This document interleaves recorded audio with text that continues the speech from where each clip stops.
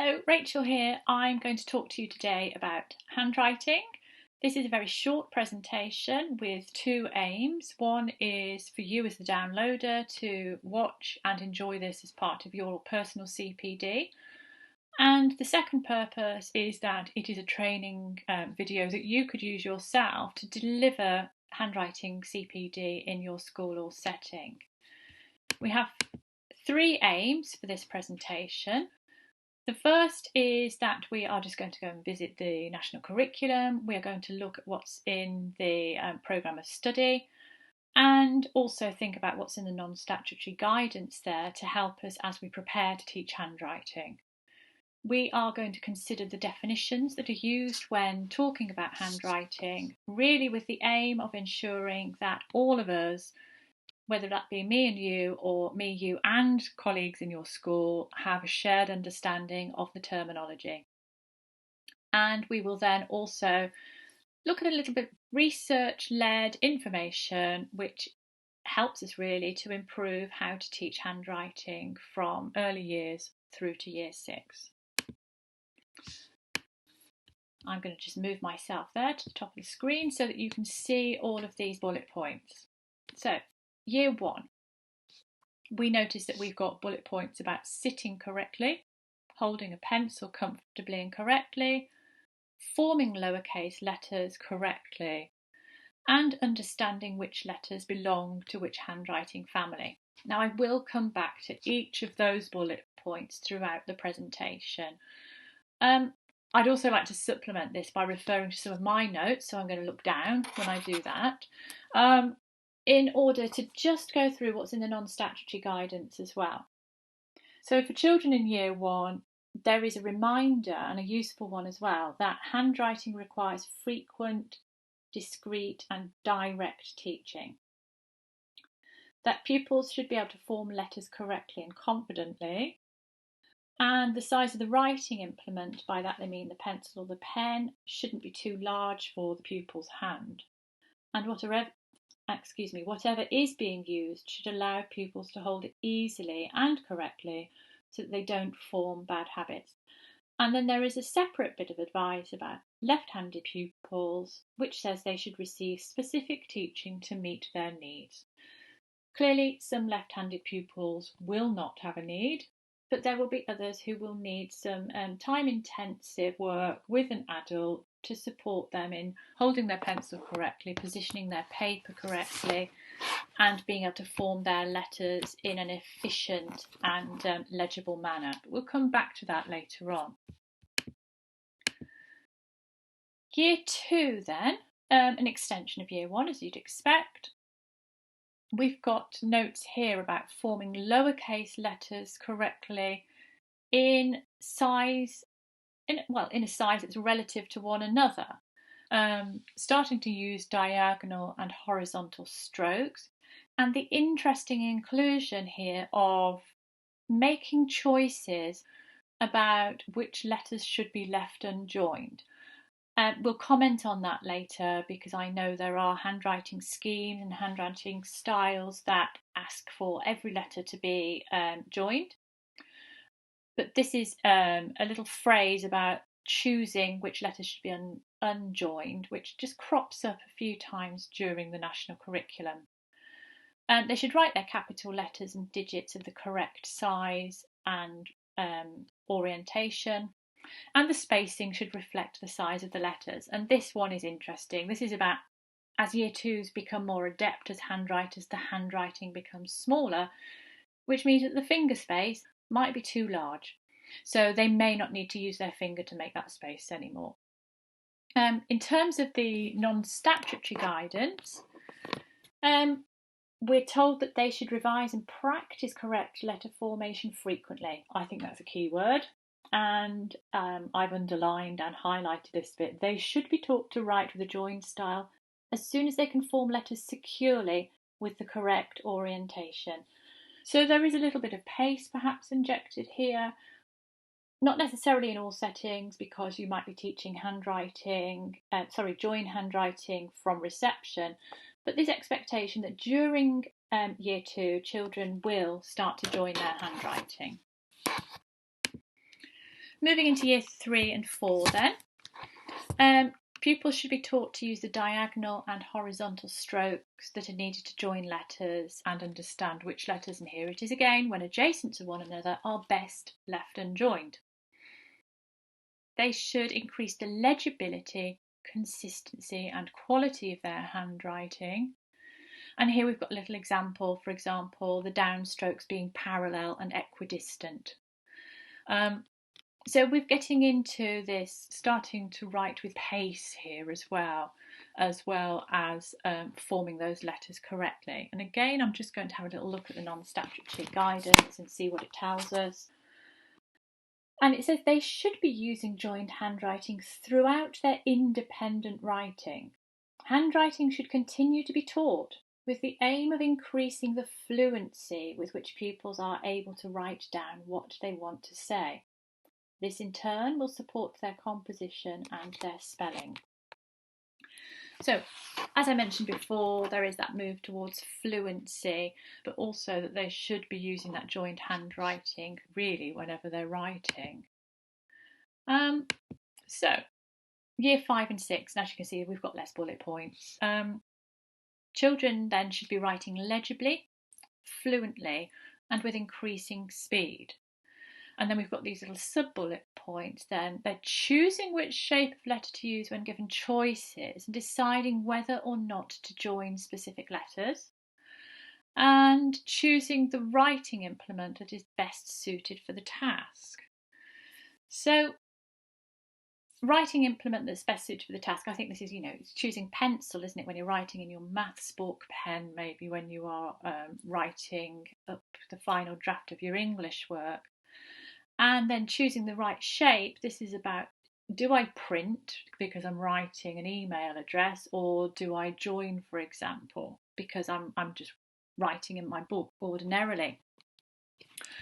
The non-statutory guidance just builds on that really. It says that they should continue to practice handwriting and be encouraged to increase the speed of it. So that problems with forming letters do not get in the way of their writing down what they want to say. So, and that's about fluency, not holding back that creative fluency. They should be clear about what standard of handwriting is appropriate for a particular task, for example, quick notes or a final handwritten version. And that's nice. That's recognising that when we're jotting, when we're making notes, we don't use our best handwriting. We use something that's fluent, legible and speedy so that we can get our notes down. And yes, they should be taught to use an unjoined style, for example, when they're labelling diagrams and so on. So some quite useful stuff there. Now, I'm just going to give you a little prompt here. Now, if you're working on your own, this is a time to think. If you're working with a group, this might be a time actually to pause this presentation so that you can go through this as a thinking and sharing task as a group. But basically, what I'm asking for here is, what do you consider to be the key words and phrases about spelling from the national curriculum? You might want to go back through those slides that I've just shared with you. You might want to get out a copy of the national curriculum so that you can highlight keywords and phrases. And my advice is, do look at the non-statutory guidance as well. Some really interesting key phrases in there. I'm going to pause here so that you can pause as well. And when we come back, you can do some feedback if you're doing this collectively, or I will share some of the responses that I've written down and see if they are the same as what you've got as well.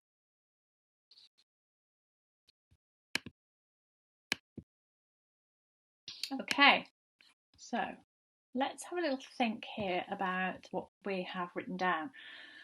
I've taken the liberty of putting in bold what I think is particularly important. You may disagree with me. I would expect you to have found all of these bullet points actually. The first one is a bit sneaky by me because this is what introduces each of the programmes of study. But I think it's really, really important that we emphasise they should be taught. Handwriting is a really active process. You need to demonstrate it, you need to model it, and I don't think you can give handwriting as an independent activity because if you've got a group doing handwriting whilst you're teaching something else, how are you monitoring pencil grip, formation, how they're sitting at the table, for example? It needs to be a really teacher-led, modelled activity, in my opinion. So I think we found correct size there in the national curriculum quite a bit, correct formation, consistency, legible. This word came up throughout the national curriculum, as did fluent and speed. And I've put down, you will have noticed I stressed this a few times actually whilst reading it, that element of choice, whether to join the adjacent letters. There's also choice about writing implements written into year 5-6 about choosing whether it's pencil or pen, for example. You might want to extend that throughout the school. You know, there could be times when children in year 3 and 4 want to choose between pencil or pen. So I do think that element of choice is important. Now I'm just looking to the side here to look at my notes. What else have we added in here? Yeah, interestingly, handwriting hasn't been researched to the extent that, for example, phonics or writing composition or spelling have been researched. There aren't as many papers to go and explore. But where the research exists, there is a shared view that automaticity in handwriting, and by that they mean fluent, legible and speedy writing, opens up a space for creative writing. And so therefore it's really important. And it shouldn't be overlooked because it's part of the writing process. If children have automaticity in handwriting, then they're not thinking about their handwriting when they're writing their compositions. Handwriting should be taught and not caught, and this really shouldn't be overlooked. And then I've also written in here as well that children in year 1 need to be taught how to sit at the table properly, how to hold the pencil, how to form letters, how to join them. And again, it seems quite minor, but it's major. We need to really make sure that we are physically, actively teaching those skills, because it does lead towards this fluency, which opens up the space, the cognitive space, so that children can do good written compositions. So I'd like to move on now and have a little think about how we enable handwriting. And once again, I'm going to just move this image of me so that I'm not covering any of the key text. Everything on this page came from a book called Teaching Primary English by Eve Byrne and David Reedy, and this is it's a useful little chapter actually on handwriting. You will be familiar with the idea of gross motor skill and fine motor skill. In this chapter, they also add in this perceptuo-motor process as part of handwriting. And that's really about perception and muscle movement and how they are combined in handwriting. And really, they're the combination of gross motor skills and the fine motor skills that we've got elsewhere on this particular slide. Building on what's said there then, perceptuo-motor processes involve gross and fine motor skills. I've said that. It includes the comfortable pencil grip that's mentioned in the national curriculum, the correct posture and the even formation of the letters and the joins. On the page where I read this information, the authors write as well, when handwriting is effective, it is produced quickly, efficiently, and can be read by both the writer and the reader. And then there's further reiteration from the authors about these skills are taught, they're not caught. And we need to be teaching handwriting from the beginning. We can't leave it. We have to make sure we're teaching the good skills from the beginning, because it's very easy to pick up poor skills or to build poor habits, and then quite difficult to break them later on. So I want to give you another task to do on this slide. So once again, it may be if you're working on your own, you just want to have some thinking time, and you probably want to pause this presentation. If you're doing this as a group, you will definitely want to pause this presentation, have some time to talk, to compile a list together and to maybe think about how you are enabling these gross and fine motor skills in your setting. So just looking then at the slide that you've got here, I've said that these are some activities that we can do before and during early formal education to support handwriting. So we've got things like scrambling over the cargo nets to really build that upper body strength. Rolling balls at objects, and you can see how that's about hand-eye coordination. Threading beads onto laces, again, hand-eye coordination, but you've also got that physical dexterity as well that's required to do that. And again, with completing jigsaws. Hand-eye, but also physical dexterity, and that's both those inset jigsaws and the more traditional jigsaw shapes that you would put together to make a large image. So make a list of other gross and fine motor skill activities that support handwriting. And if you want that extension, think about, are we doing this in our setting? And could we do more in our setting actually to promote gross and fine motor skills? So just pause the video here and then I will pick up again in a few moments with a few ideas that you can perhaps add into your list. Hello again. I'm sure you've got a fantastic list there. Again, I'm just going to jot down, I'm just going to share some of my jottings actually.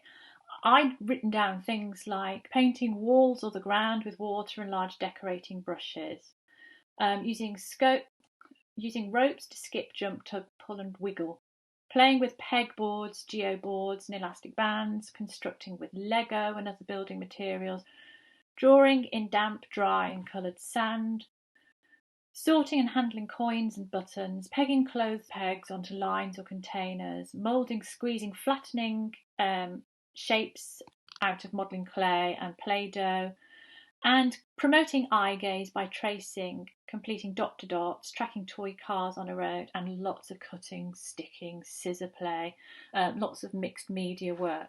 I'm absolutely convinced you'll have those and many, many more things on your list. I think sometimes it's quite nice for us to reflect on that, particularly if you are in upper key stage 2, and just reminding yourself about why we've got this gross and fine motor skill play and how it's impacting on the handwriting of children who are 10 and 11 years old.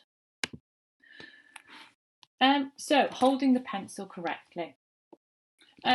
Much mention throughout the national curriculum, but it doesn't tell you how to hold the pencil correctly.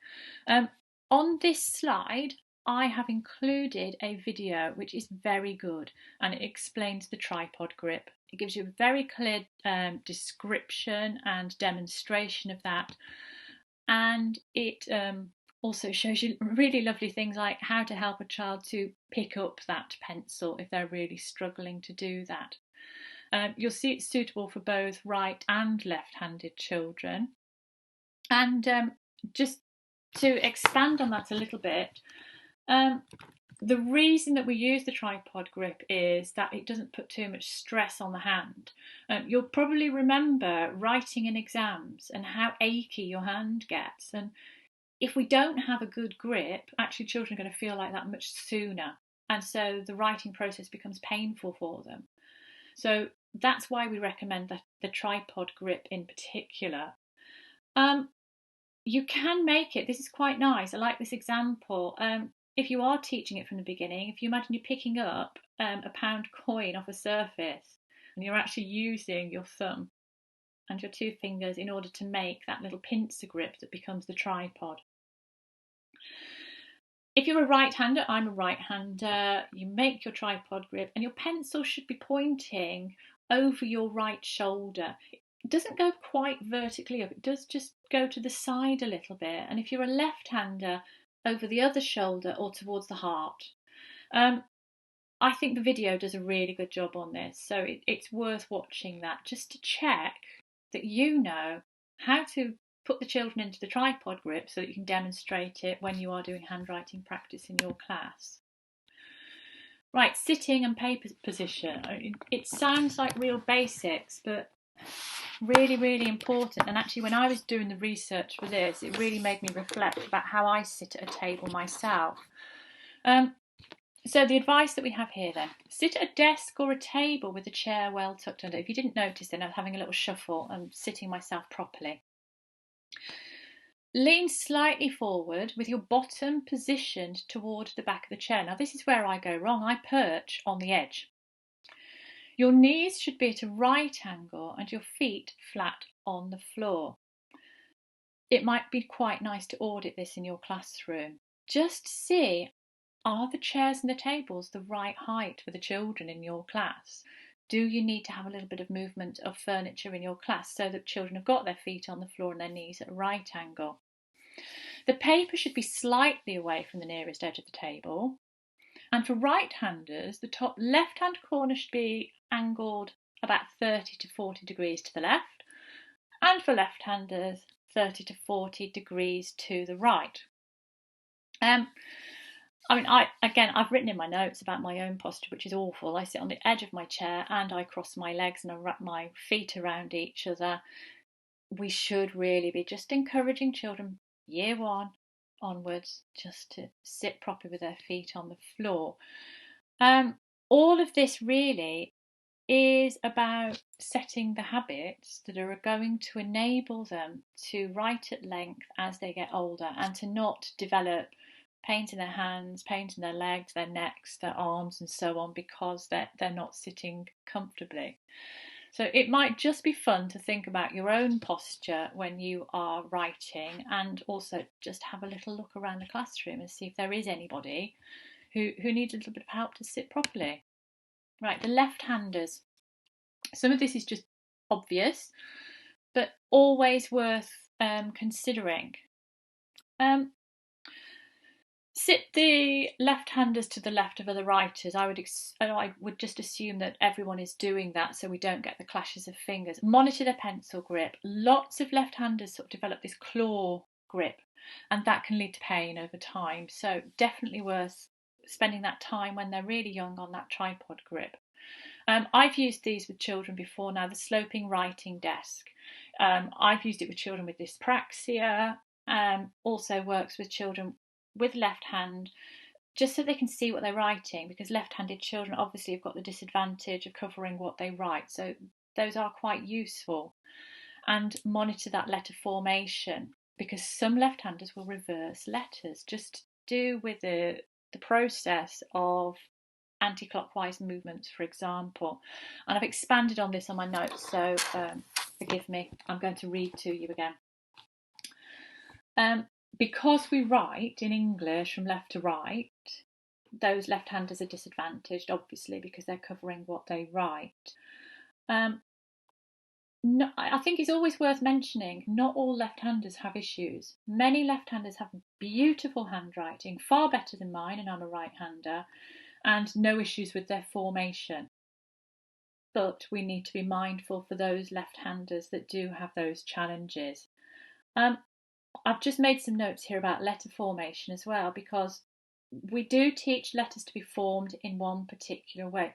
You might find with some of your left-handers at the top of Key Stage 2 that they do things like forming the letter O in a clockwise manner rather than anti-clockwise manner, because they've learned it's efficient and it saves them time.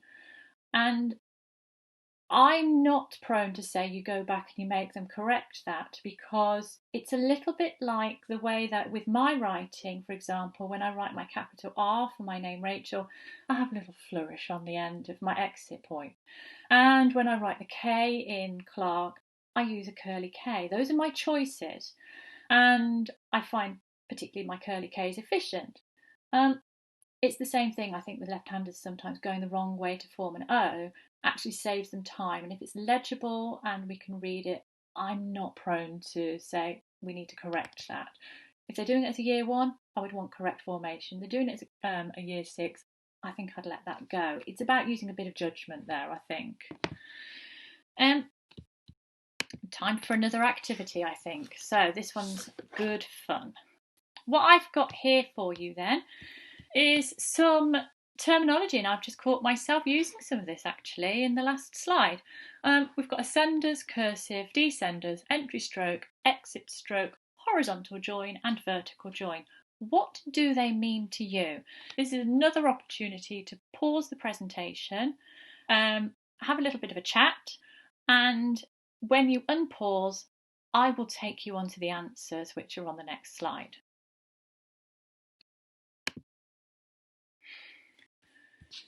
Right, I'm going to move myself out of the way. Good. So ascenders then are the vertical lines that rise above the midline, so letters such as D, the long stick there. Cursive, this is the one that I was just desperate to put in because I hear a lot of misunderstanding about what cursive is. So I looked it up in the dictionary just to be sure. It's handwriting in which letters are joined and formed in a rapid flowing style. It doesn't mean curly, whirly, or lots of embellishments on the handwriting. Cursive means joined. So I think it's worth unpicking that with some staff members, because I have picked up from place to place that to some people cursive means that particularly ornate or curly handwriting. Descenders, it's the sticks that go below the line, such as on P. Entry strokes is where the writing of the letter starts. Exit strokes is where the tail of the letter comes out, ready to join onto the next letter. And then the horizontal join would be between an O and an A. And the vertical join would be, for example, through an A to a T. So I think those are quite useful definitions to go through with colleagues. I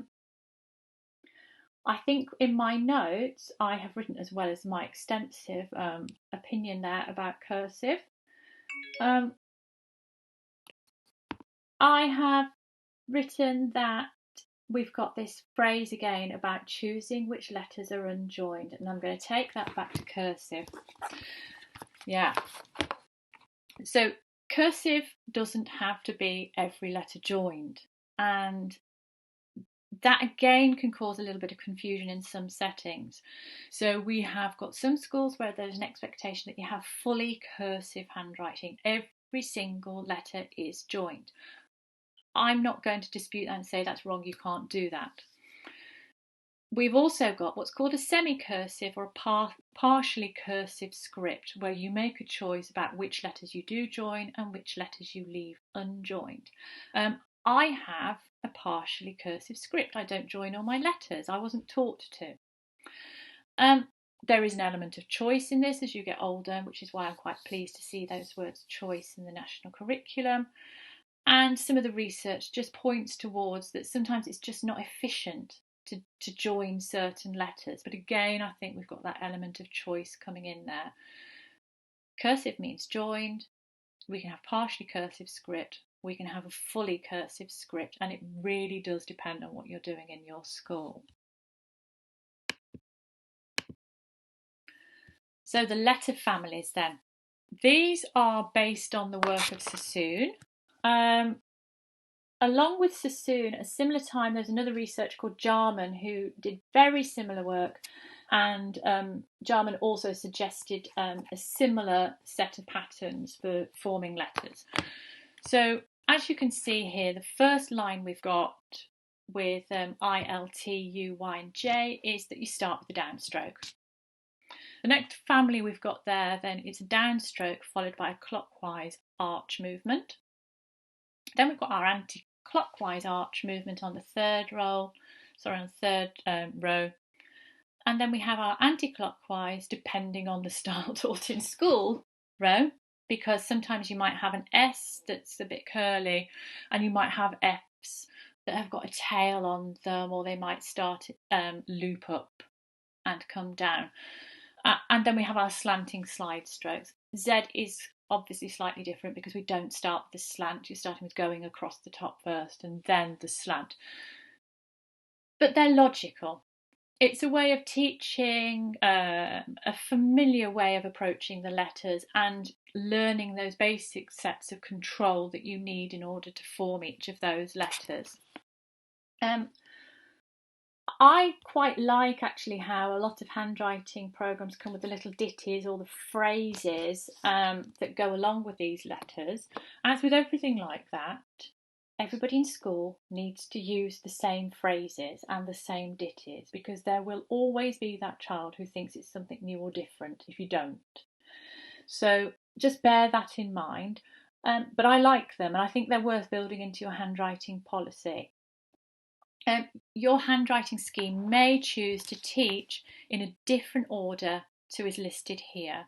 So they might, for example, start with the anti-clockwise arch movement as the first family. As with all these things, the golden rule is to follow the policy, to follow the programme that you got. Just make sure that everybody is doing it so that you've got that consistency. I adore these. These take me right back in time, handwriting patterns. The research around these and the suggestions that go with these are Sassoon's patterns, are that these are the precursor to learning handwriting themselves. So small children should be practicing these patterns before they're taught the handwriting.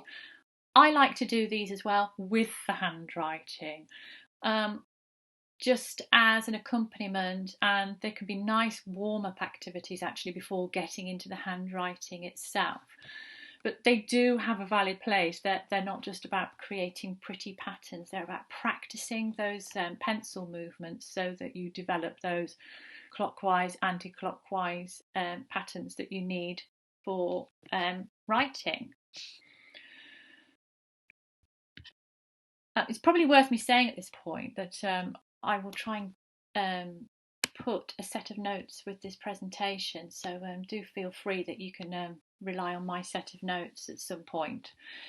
Joining then, there are 4 types of joins, as we've got set out on the screen here. We've got the vertical join to letters without ascenders, the vertical join to letters with ascenders, the horizontal joins, and the horizontal joins to letters with ascenders. Clearly these joins come after learning the separate letter formation. I'm just going to read my notes to you here actually. Once children have been taught the letters and their exit strokes in a cursive style, joining should not be too problematic, at which point I just want to roll my eyes. In practice, we all know that the transition from separate letters to a cursive script usually knocks the handwriting back a little bit, and it does. We usually see it go backwards, even though we will have been teaching exit strokes. It's a big move. Once children become accustomed to their cursive style, though, the writing becomes quicker and more fluent. So, once we've got over the pain of moving into that cursive script, we should see progress. And again, that essence of automaticity should mean that we're opening up that cognitive space so that they can be really creative in their writing. We've got the 4 different joins here. I want to introduce a piece of terminology actually that wasn't on that previous slide. And when we talk about their joins, the posh word here is ligatures. So they've got their ligatures that join each letter to one another. This is the bit actually about making choices about joins, and this comes from Jarman, who suggests that some letters such as B, G, J, P and Q, and Y should not be joined when followed by a vowel. And you can see why. It's that awkwardness of where would you join them? Where's the exit from those letters? Certainly there are handwriting styles where the Y would loop up to the letter afterwards. As I've been saying all the way through, follow your school policy so that you have got that continuity through your school. Also, I've been saying all the way through, and remember, there is choice. Children should make choices about which letters to join and which letters not to join. I'm sure you're all very familiar with the quick brown fox jumps over the lazy dog. Once we have got good formation, once we have got joining, we need to be thinking about the speed and the fluency of the writing. We need to be giving children sentences that they have a go at writing rapidly. You could put children into pairs so that they're working against each other. It's a little competition. Who can write the sentence the most quickly and most legibly as well? And that's the proviso that makes that more challenging than they think to start with. There are a number of these sentences, and I'm just trying to, the proper word for them is pangrams. These are sentences that include all the letters in the alphabet. There are some great ones on the internet, such as these ones. There are some as well which you probably wouldn't want to use with your children because they involve things like drinking quarts of liquor. So avoid those ones. But nice activities just to get that fluency and that speed and that pace in the handwriting going, because that actually is one of those aims. If you remember, we were talking about automaticity in handwriting. Whilst it's not part of the speed, part of the fluency though is that presentational handwriting. And so making space for handwriting rewards, handwriting displays, handwriting competitions is worth doing to promote that sense of that fluency in the handwriting. Now, this is only a suggestion. It's based very much upon the work that I've been reading by David Reedy and Eve Byrne. I've said it many times, I'm going to say it again. It may well be in your school that your teaching sequence is slightly different to this because you teach joining from the beginning in reception. But generally, we start with those writing patterns that are related to the letter families. I mean, if I'm being entirely honest, there should be another bullet point behind, actually, shouldn't there, which is about those gross and fine motor skill activities as well. But in terms of the formal handwriting, letter families. Then we've got our unjoined letters, but with exit strokes. These relate to the writing patterns, and we teach them in families. And those exit strokes now, I think most of us have recognised, are just so important for easing the pain between an unjoined script and a cursive script. And most of the programmes that you use in school have those exit strokes in the models anyway. Horizontal joins come next. Then we have our diagonal joins, and then we have those tricky joins as well from some of those tricky letters that don't finish just where we expect them to, and then we are building the speed and the accuracy. So we go back to those pangrams, for example, that we've just had on the previous slide.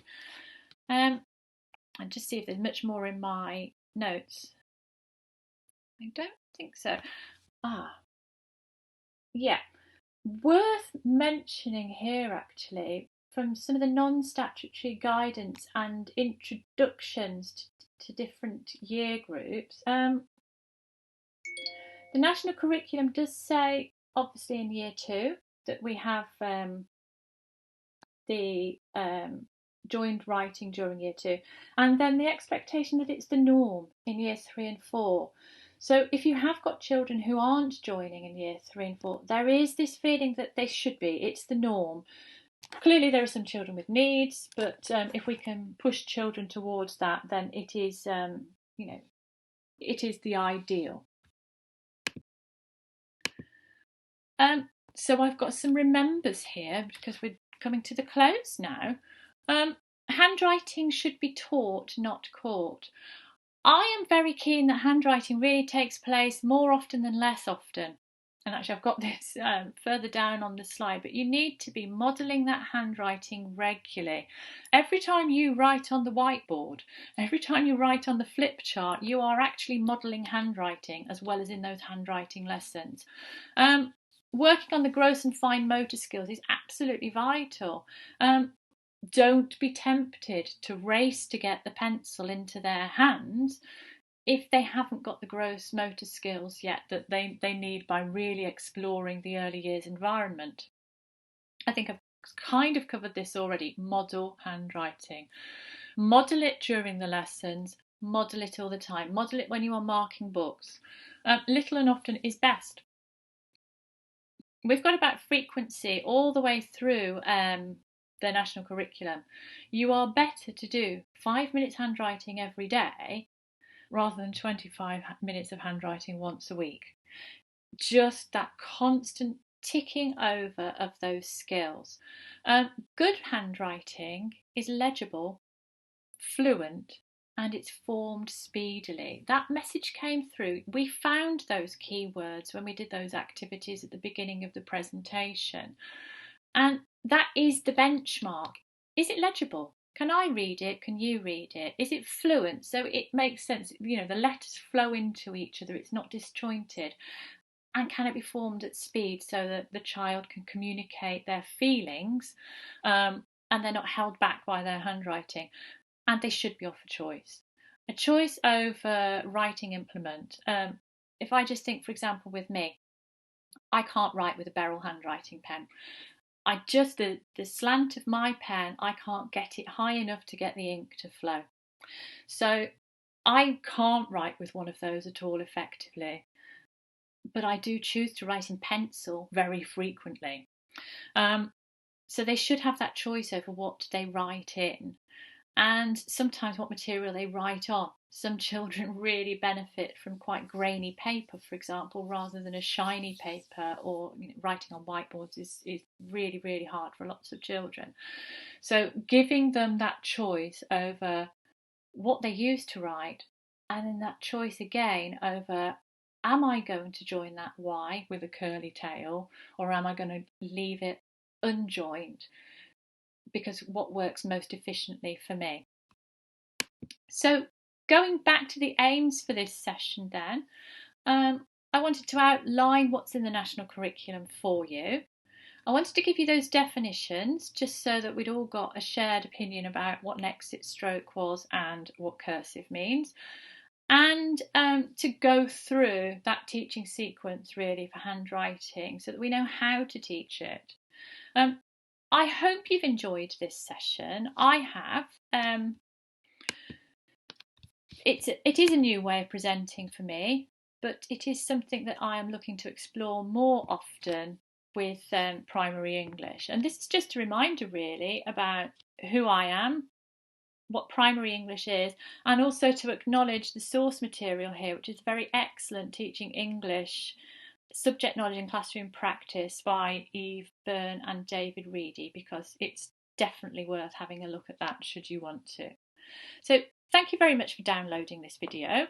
If you have any comments or any questions, please contact me via the Primary English website, and I look forward to working with you again soon. Thank you. Bye-bye.